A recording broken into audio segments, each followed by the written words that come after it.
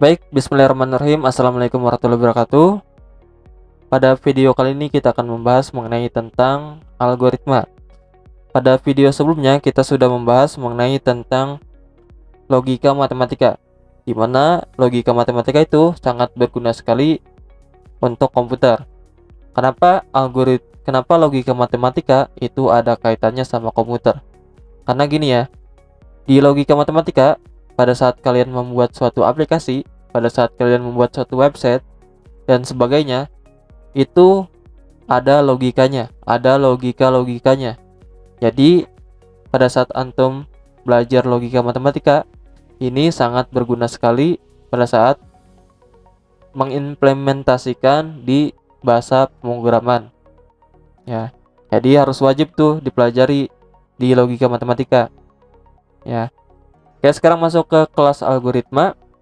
Kelas algoritma yang sudah kalian ketahui ya, itu adalah langkah-langkah untuk menyelesaikan suatu persoalan atau masalah. Ya. Kenapa harus ada pemrograman? Kenapa harus ada pemrograman? Kenapa? Jawabannya masalah. Kenapa jawabannya masalah? Karena gini ya. Jadi dulu itu manusia itu dulunya itu sangat susah sekali dalam menghitung. Ya. Sangat lambat sekali dalam menghitung. Maka dibuatlah kalkulator. Nah, kalkulator itu jadi asal mulanya dari masalah. Masalahnya itu apa? Masalah dari orang itu sangat lambat sekali dalam menghitung. Apalagi kalau hitungannya sudah bersangkutan sama ribuan, terus jutaan dan sebagainya. Kalau pakai kalkulator, menggunakan kalkulator itu kita sangat cepat. Makanya kenapa harus ada pemrograman? Ya itu dimulai dari masalah. Ya. Itu ya asal-usulnya. Di masalah ini pasti ada inputnya. Kenapa ada input? Nah, pada saat kalian menekan tombol angka 2 atau angka 1, 3 dan sebagainya di kalkulator, nah itu adalah proses inputan atau proses masukan. Ya. Jadi program itu pasti ada inputannya. Yang kedua itu ada output. Output itu apa? Output itu artinya keluaran. Pastinya ya. Ketika antum menekan angka 2, pasti tampil tuh di layar angka 2. Ya, itu adalah outputnya. Dan yang ini, program itu pasti ada prosesnya. Prosesnya itu misal pada saat kalian menekan angka 2 terus dikali 3 itu kan sama dengan 6 ya. Nah, jadi pada saat kalian menekan tombol sama dengan, itu proses yang terjadinya di situ. Ya, jadi makanya ada input, output dan proses. Itu pasti wajib ada di program ya. Dan selanjutnya di sini untuk contoh kasus. Nah, jadi gini, bagaimana menghasilkan nilai 6 dari nilai 2 dan nilai 3? Gimana caranya? Kita itu mau menghasilkan nilai 6 tapi cuman ada nilai 2 dengan nilai 3 doang. Gimana? Apakah itu dijumlahkan? Apakah itu dikurang? Apakah itu dikali? Jawabannya pasti dikali ya. Karena 2 kali 3 sama dengan 6. Tapi kalau misalnya 2 tambah 3 itu hasilnya 5. Yang benar menggunakan perkalian. Nah, pasti ada inputnya. Inputnya itu apa? Inputannya itu angka 2 dan angka 3 pada saat kalian menekan tombol di kalkulator. Nah, nilai 2 dan nilai 3. Outputnya apa? Outputnya itu yang ingin kita harapkan itu angka 6. Ya. Dengan cara proses apa? Dengan cara proses 2 kali 3. Pada saat kalian ngeklik angka 2, lalu klik perkalian, lalu angka 3, dan prosesnya itu pada saat kalian menekan sama dengan. Itu prosesnya. Ya. Sampai sini paham ya? Ya, pasti paham. Selanjutnya, nah ini pembentukan program. Pembentukan program itu ada macamnya, ya. Pasti di program itu ada algoritma pembentuk program. Tanpa adanya algoritma, ya program itu tidak berjalan. Maka dari itu, ketika kalian membuat suatu program, pasti itu ada algoritmanya. Ya, yang kedua, di sini di program pasti ada struktur datanya. Struktur data ini nanti bakal dijelaskan di pertemuan berikutnya. Gampangnya struktur data itu adalah kumpulan data. Ya. Tapi tidak hanya kumpulan data. Nantilah kita bakal lebih jelas lagi di pertemuan berikutnya ya. Yang kedua, program itu harus cepat.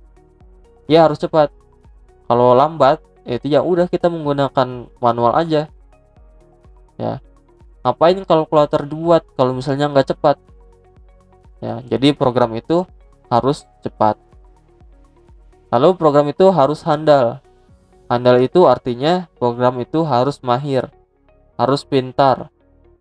Ya, kalau misalnya nggak pintar nih programnya, ya nggak usah dipakai, karena nggak pintar. Jadi wajib program itu harus pintar atau harus mahir. Dan yang terakhir, itu program harus fleksibel. Fleksibel ini itu mudah digunakan oleh orang lain. Ya. Nah, itu untuk membentuk suatu program, pembentukan program. Ada algoritma, ada struktur data, lalu program itu cepat, handal, dan fleksibel. Nah, itu ya. Selanjutnya, apa itu algoritma? Ya, tadi ya. Ini mungkin bakal di skip aja karena antum sudah tahu langkah-langkah logis dalam memecahkan suatu masalah. Ya. Nah, untuk penyajian algoritma itu terbagi menjadi 3 bagian. Yang pertama itu deskriptif. Ini dalam bentuk kalimat-kalimat, untaian kata. Ya. Yang kedua itu penyajian algoritma menggunakan flowchart, bagan alir ya. Yang ketiga itu penyajian algoritma menggunakan pseudocode. Dibacanya itu pseudocode ya, bukan pseudocode. Nah, ini pseudocode ini adalah notasi yang mirip dengan notasi bahasa pemrograman. Ya, itu adalah penyajian algoritma terbagi menjadi 3. Boleh menggunakan deskriptif, boleh menggunakan flowchart, dan boleh menggunakan pseudocode. Mana yang lebih gampang aja deh. Ya. Yang paling gampang mungkin ya deskriptif. Tapi kalau misalnya kita dari deskriptif ke bahasa pemrograman itu ya agak sulit. Tapi kalau kita menggunakan pseudocode atau flowchart itu kelihatan loh pada saat kita ngoding. Jadi dari proses algoritma kita translate ke bahasa pemrograman. Nah, ini ya penyajian algoritma. Selanjutnya untuk contoh kasus. Contoh kasus di sini contoh kasusnya itu membandingkan 2 buah angka, apakah angka pertama lebih kecil dari angka kedua, lalu tampilkan pesan ke layar. Sampai sini paham nggak? Membandingkan 2 buah angka. Misalnya antum punya angka 1 dan angka 2, lalu dibandingin tuh, apakah angka 1 itu lebih kecil dari angka 2? Maka jawabannya iya, iya kan? Nah, selanjutnya ini untuk contoh deskriptif. Contoh deskriptifnya ini kita menggunakan pertanyaan yang tadi ya, membandingkan sebuah nilai. Nah, contohnya kita menggunakan atau membandingkan 2 buah angka. Yang pertama itu masukkan 2 buah angka ke dalam variabel A dan variabel B. Sampai sini paham nggak? Masukkan 2 buah angka ke dalam variabel A dan variabel B. Variabel itu yang sudah Ustadz sampaikan, variabel itu adalah suatu tampungan, suatu wadah. Jadi A itu bisa dimasukkan oleh angka yang lain. Misalnya angka 1, 2, 3 dan seterusnya. Misalnya A sama dengan 1, B sama dengan 2. Nah, itu yang A dan B itu adalah variabel. Sampai sini mungkin paham mungkin ya. Oke, yang kedua, Sekarang bandingkan apakah harga di variabel A itu lebih kecil dari harga variabel B. Misalnya gini, antum sudah ini nih, udah ngasih angka, misalnya angka A-nya itu 1 dan angka B yang variabel B-nya itu 2. Bandingin tuh, apakah harga 1 itu lebih kecil dari harga B atau 2? Jika iya, maka tampilkan seperti ini. Harga A lebih kecil dari harga B. Jika tidak, maka sebaliknya. Harga A lebih besar dari harga B. Jika tidak, harga A lebih besar dari harga B. Nah, gitu ya. Ini untuk contoh deskriptif. Nanti dari deskriptif kalian bisa ubah ke flowchart atau bagian alir. Sekarang contoh flowchart. Ini flowchart ya, bukan flowchart. CHART. Nah, di flowchart pasti kita menggunakan suatu simbol. Simbolnya itu apa saja? Di flowchart itu kita wajib harus ada mulainya. Harus kita mulai ya. Harus kita mulai dengan simbolnya itu seperti ini, kotak. Ya. Lalu yang kedua itu tadi apa? Yang kedua itu tadi masukkan variabel A dan variabel B. Jadi masuknya gini ya. Nah, jadi gini. Masukkan variabel A dan variabel B. Ini adalah jajaran jenjang, itu simbolnya inputan. Nah, lalu apa lagi? Sekarang membandingkan ya. Apakah A itu lebih besar dari B? Bandingkan sekarang. Nah, untuk membandingkan itu menggunakan simbol seperti ini. Ini namanya decision. Decision itu pasti ada cabangnya. Jika iya, maka apa? Jika tidak, maka apa? Jika A itu harganya lebih besar, jika iya, maka tampilkan nih, harga A itu lebih kecil dari harga B. Maka sebaliknya, jika tidak, harga A lebih besar dari harga B. Ya. Setelah ini ngapain? Setelah kita sudah menampilkan data, di flowchart pasti ada awalan dan akhiran. Oleh karena itu, wajib diselesaikan suatu algoritma. Kalau misalnya nggak diselesaikan, nanti gini ceritanya. Apakah harga A itu lebih besar dari harga B? Jawabannya tidak. Jawabannya tidak. Misalnya tidak gitu. Nanti komputer nanya lagi, ini lagi. Ya, jawabannya ini. Nanya terus sampai nggak ada ininya. Gak ada selesai-selesainya ketika kita tidak diselesaikan. Oleh karena itu, kita wajib menggunakan atau wajib kasih tahu nih, programnya harus selesai. Kalau hasilnya sudah benar, ya. Kalau hasilnya sudah benar, maka ya udah selesai aja. Ngapain tanya-tanya lagi? Gitu ya. Terus untuk contoh pseudocode, sama ya dengan kasusnya seperti tadi.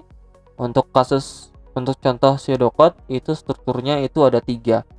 Pertama itu ada judul program. Judul program itu tadi ya, membandingkan harga A dengan harga B. Ini adalah judul program. Yang kedua itu harus ada kamusnya. Dan yang ketiga terakhir itu ada algoritmanya. Ya. Di mana algoritmanya ini adalah proses logikanya nanti di bawah. Jadi antum gampangnya gini. Pseudocode itu pasti ada 3 bagian, ada judul, ada kamus, ada algoritma. Udah gitu aja. Ya, gak usah mikirin yang lain.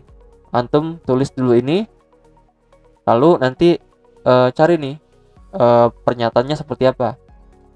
Misalnya kita mau kasus seperti tadi ya, membandingkan harga A dan harga B. Pada itu kita ngapain ya di deskriptif? Masukkan variabel A dan variabel B. Berarti masukkan itu kalau bahasa Inggrisnya apa? Input A dan B. Jadi kayak gini di algoritma. Input A dan B. Input A, B. ya. Sampai sini paham ya? Ya, kalau yang belum paham langsung di ini aja, back lagi ininya videonya. Lalu setelah kita input tadi di deskriptif itu membandingkan ya, apakah harga A itu lebih besar dari harga B. Kita menggunakan kata if di sini. If itu kalau bahasa Indonesia artinya jika. Bacanya seperti ini kalau yang ini ya. Jika A lebih kecil dari B, nah itu bacanya kayak gini. Jika A lebih kecil dari B, maka itu menggunakan then. Ya, maka itu menggunakan then. Lalu tampilkan kalau misalnya lebih kecil, harga A lebih kecil dari harga B. Dan sebaliknya. Jika tidak itu gimana? Itu menggunakan else ya. Ini else itu jika tidak. Jika tidak, maka tampilkan harga sebaliknya. Harga A lebih besar dari harga B. Ini ya. Sampai sini coba Ustadz bakal ini lagi deh, ulangi lagi dari atas. Jadi pertama itu kita harus ada inputannya, input A, B. Lalu di sini sampai atas ini dan bawah ini cara bacanya seperti ini. Jika A kurang dari B, maka outputnya itu harga A lebih kecil dari harga B. Else itu jika tidak, maka sebaliknya harga A lebih besar dari harga B. Ya gitu ya. Sampai sini pasti harus paham. Setelah ini, kalau di pseudocode itu harus ada, kalau ada awalan pasti ada akhiran. Akhirannya di mana? Akhirannya itu di NIF. Berarti harus ada akhirannya. Akhirannya itu NIF dari if ini, ya. Nanti setiap ada if pasti harus ada NIF-nya juga, ya. Dan seterusnya. Kalau ada if pasti ada NIF akhirnya. Nah, sekarang ngapain? Sekarang masuk ke kamus. Di kamus ini kan tadi antum itu masukkan A dan B. Kamus itu sama kayak variabel. Ya, jadi variabelnya apa aja nih? Variabel A dan variabel B. Nah, tapi variabel A dan B itu harus diketahui dulu nih. Apakah dia itu bilangan ganjil, apakah dia itu bilangan bulat, apakah dia bilangan cacah, atau apakah dia itu kata. Nah, di sini di inisialisasinya itu maka dia integer. Integer itu tipe data bilangan bulat. Maka yang ditampilkan itu, yang dimasukkan itu tipe data bilangan bulat. Tipe data bilangan bulatnya itu seperti apa? Misalnya angka 1, angka 2, 3, 1000, 2000, 3000. Nah, itu adalah integer. Integer tipe data bilangan bulat. Ya. Setelah itu ngapain lagi? Setelah itu paling atas di sini ya. Ada IS. IS itu inisialisasi. Inisialisasi itu inputannya. Antum mau ngapain sih? User itu mau ngapain sih? Penggunanya itu mau ngapain sih?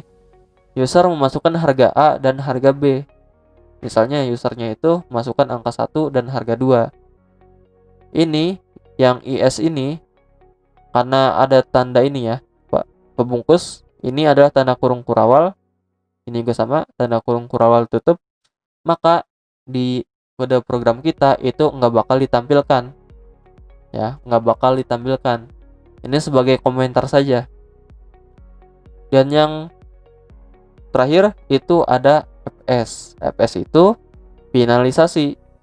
Finalisasi itu gimana? Apa sih hasil akhirannya? Hasil akhirannya itu kita mau menampilkan layar hasil dari perbandingan tadi. Misalnya perbandingan 1, misalnya menampilkan layar ini, harga A lebih kecil dari harga B. Atau jika tidak, harga A lebih besar dari harga B. Nah, ini kalian boleh menulis ini atau tidak boleh ditulis, atau tidak ditulis juga nggak apa-apa. Tapi lebih bagus ada ininya, ada inisialisasi, ada finalisasi. Agar apa? Agar program kalian itu dapat dimengerti oleh pengguna. Ya, sampai sini. Kalau misalnya ada pertanyaan, langsung aja nanti chat ke Ustadz. Ustadz, masih belum paham. Dan untuk tanya jawab kita seperti biasa Zoom jam 20.00 sampai 20.30. Ya, gitu aja mungkin dari Ustadz. Jika misalnya ada pertanyaan, tanyakan di grup dan juga pada saat kita Zoom meeting. Ya, sekian. Assalamualaikum warahmatullahi wabarakatuh.